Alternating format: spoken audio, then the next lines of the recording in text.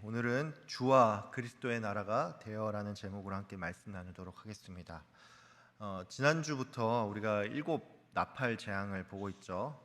어제도 말씀을 드렸지만 이 일곱 나팔 재앙은 이 요한계시록 8장에서 시작을 해서 이제 9장까지 여섯 번째 재앙까지 나오고 바로 이어서 일곱 번째 나팔 재앙이 나오는 게 아니라 이 10장과 11장에는 삽입된 내용으로서 이 재앙의 시대에 교회의 사명이 어떠해야 하는지 이런 주제를 가지고 있는 내용이 나옵니다. 오늘은 이 일곱 나팔 재앙의 가장 마지막을 볼 텐데 제가 먼저 본문 14절과 15절을 읽겠습니다. 둘째 화는 지나갔으나 보라 셋째 화가 속히 이르는도다. 일곱째 천사가 나팔을 불매 하늘에 큰 음성들이 나서 이르되 세상 나라가 우리 주와 그의 그리스도의 나라가 되어 그가 세세토록 왕노릇 하시리로다 하니. 본 14절 15절은 둘째 화, 즉 여섯 번째 재앙이 이제 공식적으로 끝이 났고 셋째 화, 즉 일곱 번째 나팔 재앙이 이제 시작됐음을 먼저 밝힙니다. 이 일곱 번째 나팔 재앙은 일곱 번째 천사가 나팔을 불자 하늘에서 큰 음성 소리가 들리는데 그 음성이 뭐냐면 이 세상의 여러 나라들이 주님과 그리스도의 나라가 되어서 예수님께서 영원히 왕노릇을 한다라는 것입니다. 이 일곱 번째 나팔 재앙은 다른 그 재앙들과 비교를 했을 때 조금 특이한 점이 있습니다. 그게 뭐냐면 이전까지의 내용은 이 각 천사들이 나팔을 불면은 이에 맞는 굉장히 무시무시한 심판이 있었다라는 것이죠. 이제 일례로 첫째 화는 다섯 번째 나팔 재앙을 의미를 하는데 이것은 황충이 하나님의 인을 맞지 않는, 즉 믿지 않는 자들을 극심하게 괴롭히는 재앙이고, 이제 둘째 화는 여섯 번째 나팔 재앙으로서 이 마병대 2억이 동원이 되는 이 굉장히 큰 전쟁이 일어난다라는 것입니다. 반면에 오늘의 마지막 재앙은 일곱 번째 나팔 재앙은 세 번째 화라고도 불리는데 그 내용을 좀 뜯어다 보면은 이게 심판이라기보다는 오히려 성도 입장에서는 도리어 조금 반갑고 감사한 일로 보일 수가 있다라는 것이죠. 여러분 한번 생각을 해보세요. 예수 그리스도께서 이 세상의 왕이 되어서 이 영원토록 이 나라를 다스린다라고 하면은 이게 우리 기준에서는 좋은 겁니까 나쁜 겁니까? 제가 질문을 하니까 왠지 조금 다른 의도가 있지 않을까 이렇게 생각을 할 수가 있는데 여러분 이거 고민할 거리가 아니죠. 성도는 하나님 나라의 백성이기 때문에 이 예수 그리스도께서 온 나라의 왕이 되어서 세상을 다스린다라고 하면은 이건 우리 입장에서는 더할 나위 없이 좋은 일입니다. 이런 이유로 여러분은 오늘 이 구절이 왜 마지막 나팔 재앙이고 또 세 번째 화라고 불리는지 이게 조금 이상하게 느껴질 수가 있는데 이 부분과 관련해서는 우리의 관점을 좀 바꿀 필요가 있습니다. 가끔 보면은 그 성도님들 중에 상당수가 이 요한계시록과 관련해서 조금 오해하는 게 하나가 있습니다. 그게 뭐냐면 이 요한계시록이 세상의 끝에 대해서 말을 하는 것은 맞는데 이 끝은 말 그대로 단지 끝을 의미하는 게 아닌 새로운 시작을 알리는 끝인데, 문제는 우리가 이 점을 조금 간과하다 보니까 이 요한계시록이 어쩐지 조금 무섭게 느껴지고 그러다 보니까 잘 읽지도 않게 된다라는 사실입니다. 이것은 다른 말로 우리가 요한계시록을 바라볼 때 세상 사람들이 흔히 생각을 하는 것처럼 이 세상이 불바다가 되며 이 무시무시한 재앙이 임하는 이런 장면만을 마치 요한계시록의 전부인 것처럼 우리가 종종 착각한다라는 것입니다. 여러분 물론 이 요한계시록은 분명히 세상의 심판에 대해서 말을 합니다. 근데 우리가 절대로 잊으면 안 되는 사실이 세상 사람들은 내가 내 인생의 주인이니까 예수님께서 세상을 영원토록 통치하는 것이 탐탁지 않을 뿐만이 아니라 세상의 끝은 결국 그들의 심판을 의미하기 때문에 말 그대로 이것은 재앙이요 화입니다.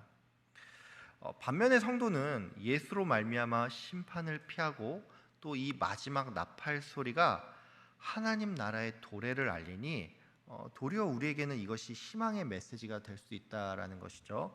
즉 이 세 번째 화는 심판받는 자에게는 화지만 성도에게는 기쁨의 소식이 된다는 얘기입니다.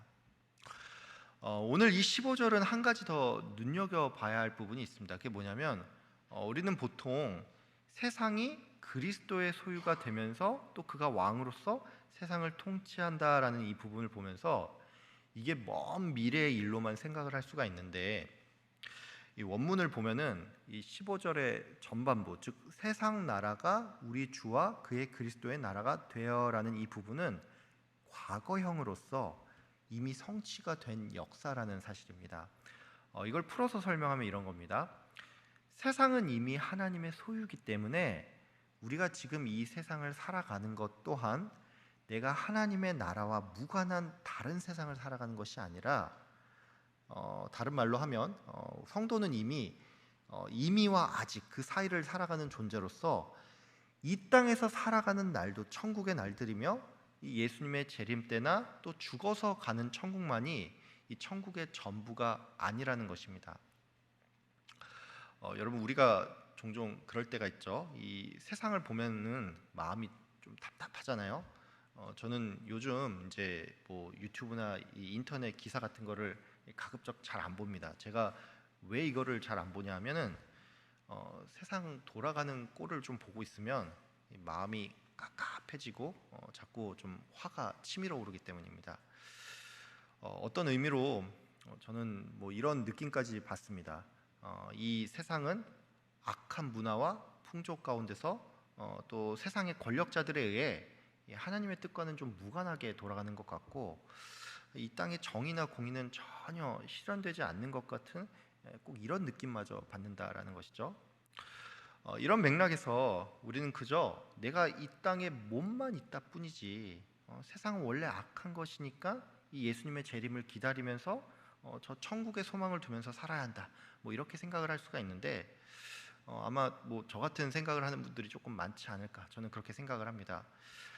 여러분, 근데 사실 저도 잘 납득하기는 어렵지만 이렇게 악해 보이는 세상도 이미 하나님의 소유이고 또 그리스도의 나라라는 것입니다. 세상은 우리 눈에 불완전해 보이고 이 악한 일과 불합리한 일로 가득해 보이지만 이조차도 하나님의 주권 안에 있고 또 그의 허락 안에 있습니다. 여러분, 그런 의미에서 이제 권면을 하나 드리는데, 우리가 세상을 살아가는 날 동안에 나를 세상과 분리하는 것이 아닌 이 세상도 하나님의 소유이니 긍휼의 마음으로 이 세상을 좀 바라보길 바랍니다. 다른 말로 나는 몸만 이 땅에 있지 세상 어떻게 돌아가든 내 알 바 아냐, 뭐 이러면서 마치 중세 시대의 수도사처럼 세상과 나를 분리시키면서 살아가지 마시고 하나님의 뜻이 이 땅에 이루어지기를 놓고 기도하며 또 어려운 환경 가운데서도 소망을 잃지 않는 저와 여러분들 다 되시기를 바랍니다. 제가 이것을 권면드리는 까닭은 경건을 위해서 노력하는 사람과 세상과 나를 분리해서 바라보는 사람이 겉으로 볼 때는 비슷해 보이지만 그 실상은 굉장히 큰 차이가 있기 때문입니다. 전자는 세상 풍조를 따르지 않기 위해서 노력을 하지만 동시에 세상을 놓고 눈물 흘리면서 기도를 합니다. 반면에 후자는 나와 세상이 다르다는 그 사실에 주목을 하는 나머지 정죄의 마음으로 세상을 바라보고 오로지 누군가를 비판하는 일에 이 영혼이 잠식될 수가 있습니다.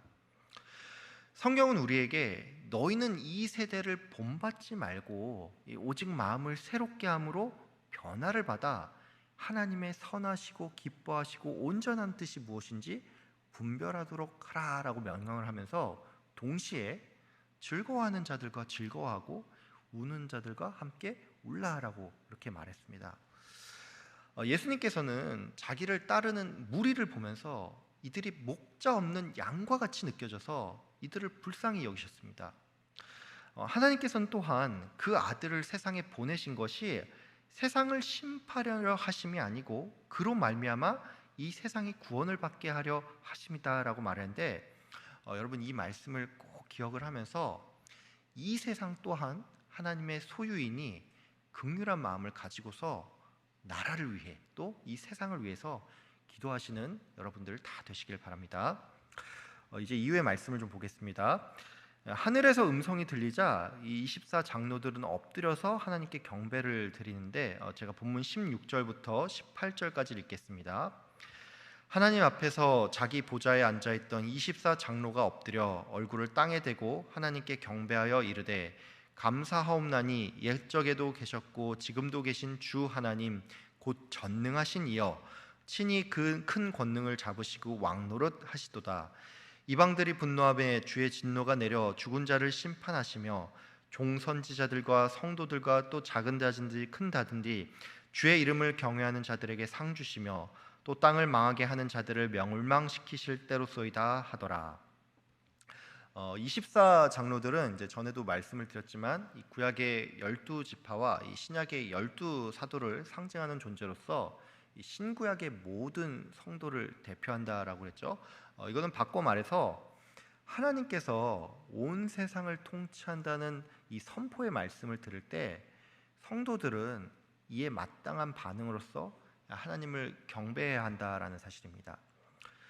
24 장로들은 태초부터 지금까지 계신 전능한 하나님께서 권능으로 나라를 통치함을 찬양했는데 17절에 보면은 특별히 감사를 먼저 하고 있죠. 이 하나님을 찬양하는 일에 있어서 감사를 먼저 한다라는 것은 우리가 이게 이제 그냥 하는 말이라고 생각을 할 수가 있는데 여러분 이것은 의례적인 표현이 아니라 하나님의 통치가 정말로 우리에게는 감사한 일이기 때문입니다. 이게 무슨 말인지 조금 이해가 안 되는 분이 계실 수가 있는데 제가 예를 하나 좀 들어볼게요. 여러분 우리가 평소에 그 정치에 대해서 어느 정도 관심을 가지다가 특별히 뭐 대통령 선거 기간이나 이 총선 기간 같은 때 이 관심이 급격하게 올라가죠. 누가 대통령이 돼야 해, 아니면 뭐 저 사람은 절대로 대통령이 되면 안 돼, 뭐 이런 생각을 한다든지 또는 어떤 당이 다수당이 되어야 한다는 이런 생각을 하고 또 투표도 하는데 우리가 이런 생각을 왜 합니까? 누가 통치자가 되냐, 또 어떤 정당이 다수당이 되냐, 뭐 이것에 따라서 우리의 삶이 실질적으로 영향을 굉장히 많이 받기 때문이죠. 어르신들 중에 보면은 뭐 이제 우리나라의 초대 대통령인 뭐 이승만 대통령이라든지 아니면 뭐 박정희 전 대통령을 좋아하는 분들이 꽤 많습니다. 정치적인 이유로 아니면 또 다른 이유로 이분들을 싫어하는 분도 좀 계시겠지만 우리가 그 시대를 지나면서 이 절대적인 빈곤도 좀 벗어났고 또 이 북한의 위협으로부터 이제 한미 동맹 체제를 구축을 하고 이 산업의 기틀 또한 다졌기 때문에 이 시대를 그리워하는 분들이 굉장히 많죠. 여러분 이걸 보면 알 수가 있지만 어떤 사람이 나라를 통치하냐에 따라서 이 구분이 좌우되기도 하고 또 우리의 삶이 나아지거나 아니면 어려워질 수도 있다라는 것이죠. 하나님께서 어떤 분입니까? 17절에 보면은 전능하신 이라는 표현이 나오죠. 여러분 무능한 지도자가 이 나라를 통치할 때 나라가 정말로 어려워질 수가 있습니다.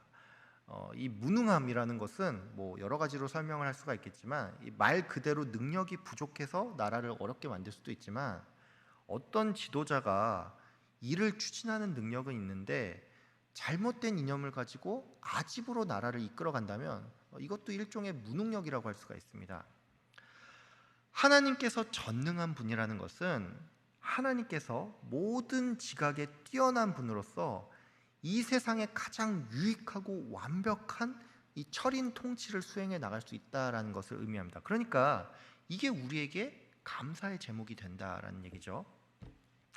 여기서 더 나아가서 이 하나님께서 권능으로 왕노릇을 한다라고 하는데 이것도 우리에게는 정말로 감사한 일입니다. 이게 왜 그러냐면 어떤 사람이 있어요. 근데 이 사람이 능력은 출중한데 권능, 즉 자신의 능력을 실현시킬 권세가 없다면 결국에는 이 사람이 아무런 일도 할 수가 없기 때문입니다. 이런 현상을 우리가 정치판에서 흔히 볼 수가 있죠. 뭐 어떤 사람이 굉장히 뛰어난 능력이 있는데 인기가 없고 또 뭐 정치 세력이 없다면 이 사람은 자기 뜻을 펼치기는커녕 이 정치판에서 살아남을 수조차 없습니다. 반면에 어떤 사람이 있는데 뭐 이 사람의 인성에 좀 문제가 있고 뭐 각종 비리가 넘쳐나고 또 이 나라에 도움이 별로 안 되는 그런 일을 했음에도 불구하고 소위 인기가 많고 뭐 정치적인 우군이 많다라고 하면 이런 사람은 꾸역꾸역 살아남아서 이 나라에 큰 영향을 미칠 수 있습니다. 뭐 이런 사례는 세계적으로 볼 때도 좀 많죠. 뭐 예를 하나 들자면 뭐 중남미의 한 국가 같은 경우는 그 나라에 석유가 나오다 보니까 원유를 수출을 해서 이 나라가 굉장히 한때 부유했는데, 문제는 정부가 그렇게 번 돈으로 뭐 새로운 산업을 육성하거나 미래를 대비해서 투자는 하지 않고 이 국민들에게 돈을 막 뿌리다 보니까 이 결국에는 사람들이 일을 할 의욕이 사라지고, 그 결과 이 나라의 대통령 지지율은 높은데 나라는 결국 거지꼴이 나는 그런 경우도 있습니다. 여러분, 이 사례를 보면 알 수가 있지만 통치자의 능력과 권능이 참으로 중요한데, 하나님께서는 전능하시고 권능이 넘치는 분으로서 이 나라를 영원토록 다스리기 때문에 이것이 우리에게 진심으로 감사한 일이며 또 그의 통치를 경배해야 한다라는 사실입니다. 24 장로들은 이어서 이제 하나님의 공의를 찬양을 했습니다. 주의 말씀을 거역하는 악한 자들은 멸망을 시키고 또 주를 경외하는 자들은 그가 크든지 작든지 이 상을 주신다는 이 약속의 말씀을 선포하는데, 여러분, 성도를 향한 이 하나님의 사랑과 또 악인을 반드시 심판하시는 이 하나님의 공의를 생각하면서 참된 위로를 얻으시길 바랍니다. 우리가 가끔 이런 생각이 들죠. 하나님께서 왜 악한 자들을 그대로 두시는가 싶을 때가 있고, 또 어떤 날에는 이 악인이 더욱 잘 사는 것처럼 느껴져서 이게 우리를 낙심하게 만들 때가 있죠.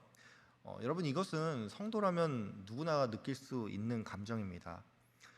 시편 73편에 보면은 이 다윗 시대 궁중 찬양 대장인 아삽의 시가 나오는데, 아삽 또한 뭐 이런 감정이 있었음을 시에 밝힙니다. 아삽은 자신이 이 악인의 형통을 보면서 거의 자기가 넘어질 뻔했다라고 하는데, 그가 성소에 들어갔을 때 하나님께서 결국 이 악인들을 파멸시킨다는 사실을 깨닫고 위로를 얻게 되죠. 여러분, 그렇습니다. 세상이 내가 볼 때는 하나님이 개입하지 않는 것처럼 보이고 때로는 악이 득세하는 것처럼 보일지라도, 하나님께서는 악인을 반드시 심판하시고 또 그를 경외하는 성도에게 상을 주시는 분이십니다. 24 장로는 신약과 구약의 이 모든 성도를 대표하는 존재로서 그들의 찬양은 바로 우리의 찬양이 됩니다. 하나님의 통치하심에 감사하면서 주를 경배하고 또 우리에게 상 주시며 악인을 심판하는 이 하나님을 항상 찬양하는 여러분들 다 되시기를 바랍니다. 하늘에 있는 하나님의 성전이 열리고 그 안에 있는 하나님의 언약궤를 우리가 장차 보게 될 것입니다. 번개와 음성, 우레와 지진, 큰 우박으로서 세상의 악을 심판하시는 하나님을 우리가 보게 될 것입니다. 아무쪼록 하나님의 영광을 고대하면서 오늘 하루를 천국으로 살아가시는 저와 여러분들 다 되시길 주의 이름으로 축복하며 기도합니다. 기도하겠습니다. 사랑이 많으신 하나님 아버지, 오늘 이 말씀을 묵상하게 하게끔 하여 주셔서 감사합니다. 주님께서 이 온 세상을 통치하며 또 다스린다는 그 사실을 기억하며 그 가운데서 위로를 얻고 기쁨을 얻는 우리 인생 될 수 있도록 주님 인도하여 주시옵소서. 하나님, 주님께서는 전능하시고 또 권세가 무궁하신 분이십니다. 당신의 완벽한 통치를 기대하며 또 악인을 심판하시는 그 공의와 또 주를 경외하는 자에게 상 주시는 하나님을 기억하면서 주의 영광을 생각하며 살아가는 우리 인생 될 수 있도록 주님께서 인도하여 주시옵소서. 하나님, 이번 주 내내 참 많은 비가 내리고 있습니다. 주님, 이 비 가운데서 우리 성도님들 특별히 지켜 보아여 주시고 한 사람도 비 피해 당하는 사람 없도록 주님께서 지켜 보아여 주시옵소서. 또 우리 교회 안에 또 아픈 성도님들 많습니다. 주님께서 긍휼히 여겨주시고 불쌍히 여겨주셔서 또 낫는 역사가 있게 하여 주시고 또 우리 성도님들이 마음을 모아 한 마음으로 기도할 수 있는 이 시간 될 수 있도록 주께서 인도하여 주시옵소서. 감사드리며 예수 그리스도의 이름으로 기도드립니다. 아멘.